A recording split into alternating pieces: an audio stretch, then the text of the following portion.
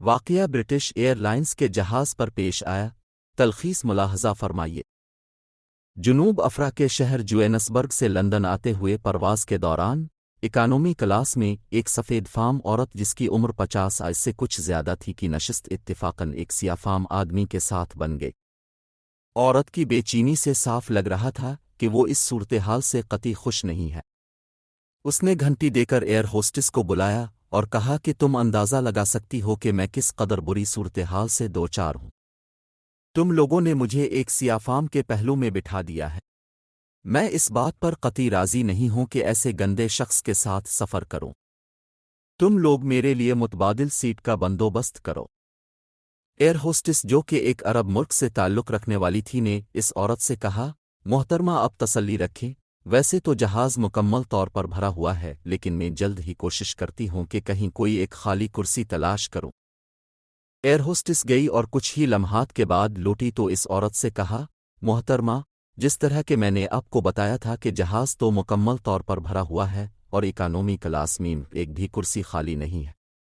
میں نے کیپٹن کو صورتحال سے آگاہ کیا تو اس نے بزنس کلاس کو بھی چیک کیا مگر وہاں پر بھی کوئی سیٹ خالی نہیں تھی۔ اتفاق سے ہمارے پاس فرسٹ کلاس میں ایک سیٹ خالی ہے۔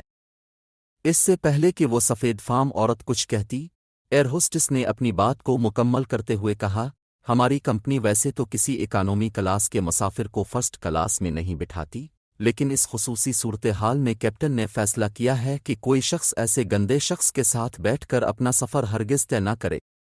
لہذا ایئر ہوسٹس نے اپنا رخ سیاہ فام کی طرف کرتے ہوئے کہا، جناب محترم، کیا آپ اپنا دستی سامان الفاٹے کر میرے ساتھ تشریف لائیں گے؟